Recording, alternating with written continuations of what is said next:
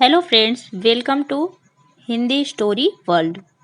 दोस्तों, वीडियो शुरू करने से पहले आप सभी से एक छोटी सी रिक्वेस्ट है कि अगर आप हमारे चैनल में नए हैं तो चैनल को सब्सक्राइब कर बेल आइकन प्रेस करें ताकि आने वाली वीडियो की नोटिफिकेशन आपको मिलती रहे। आज की कहानी में हम आपको भक्तों की दरिद्रता की कहानी सुनाते हैं। जगत जननी पार्वती जी ने एक भूखे भक्त को शमशान में चिता के अंगारों पर रोटी सेकते देखा तो वे दौड़ी दौड़ी ओघड़दानी शिवशंकर जी के पास गई और कहने लगी, भगवान, मुझे ऐसा लगता है कि आपका कठोर हृदय अपने अनन्य भक्तों की दुर्दशा देखकर भी नहीं पिघलता है। कम से कम उनके लिए भोजन की उचित व्यवस्था तो कर देनी ही चाहिए। देखते नहीं, वह बेचारा कई दिनों तक भूखा रहकर और अपनी भूख मिटाने के लिए मृतक के पिंड के दिए और आटे की रोटियां बनाकर अपनी भूख शांत कर रहा है। महादेव ने हंसते हुए कहा, सुबह ऐसे भक्तों के लिए मेरा द्वार सदैव खुला रहता है, पर वह आना ही कहाँ चाहते हैं। यदि कोई वस्तु दी जाए तो उसे स्वीकार नहीं करते, कष्ट उठाते रहते हैं। फिर ऐसी स्थिति में तुम ही बताओ मैं क्या करूं? माँ भवानी आश्चर्य से बोली, तो क्या आप अपने भक्तों को उदर पूर्ति के लिए भोजन की आवश्यकता भी अनुभव नहीं होती है? श्री शिव जी ने कहा, परीक्षा लेने की तो तुम्हारी पुरानी आदत है। यदि विश्वास ना हो तो तुम स्वयं जाकर पूछ लो, परंतु परीक्षा में सावधानी रखने की आवश्यकता है।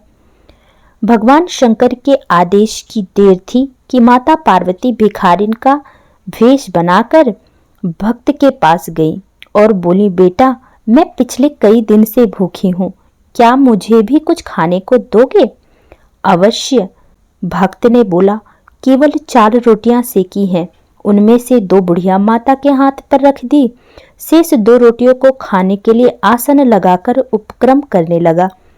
भिखारिन ने दीन भाव से निवेदन किया, बेटा, इन 2 रोटियों से कैसे काम चलेगा? मैं अपने परिवार में अकेली नहीं हूँ, एक बुढ़ा पति भी है, उसे भी कई दिन से खाने को नहीं मिला है। भक्त ने वो दोनों रोटियां भी भिखारिन के हाथ में दे दी। उन्हें बड़ा संतोष हुआ कि इस भोजन को मुझसे भी अधिक भूखे प्राणियों का निर्वाह हो सकेगा। उन्होंने कमंडल उठाकर पानी पिया, संतोष की सांस ली और वहां से उठकर जाने लगा। तभी आवाज आई, वत्स, तुम कहाँ जा रहे हो? भक्त ने पीछे मुड़कर देखा, माता पार्वती दर्शन देने के लिए पधारी हैं। माता बोली, मैं तुम्हारी साधना से बहुत प्रसन्न हूँ, तुम्हें जो वरदान मांगना हो तुम मांग सकते हो। भक्त ने प्रणाम करते हुए कहा, अभी तो आपने और अपने पति की क्षुधा शांत करने हेतु मुझसे रोटियां मांगकर ले गई थी। जो स्वयं दूसरों के सम्मुख हाथ फैलाकर अपना पेट भरता है, वह क्या दे पाएगा? ऐसे भिखारी से मैं क्या मांगूं? पार्वती जी ने अपना असली स्वरूप दिखाया और कहा, मैं सर्वशक्तिमती हूँ, तुम्हारी परम दुख कारकर्ता से बहुत ही प्रसन्न हूँ। तुम जो चाहो मुझसे वरदान मांग सकते हो। भक्त ने श्रद्धा पूर्वक जगदम्बा के चरणों में सिर झुकाया और कहा, यदि आप प्रसन्न हैं तो यह वरदान दे कि जो कुछ मुझे मिले मैं दीन दुखियों के लिए लगाता रहूं और भक्ति भाव की स्थिति में मेरा मन विचलित ना हो, शांति पूर्वक मैं रह सकूं। पार्वती जी एवमस्तु कहकर भगवान शिव के पास लौट गई। त्रिकालदर्शी शंभु यह सब देख रहे थे।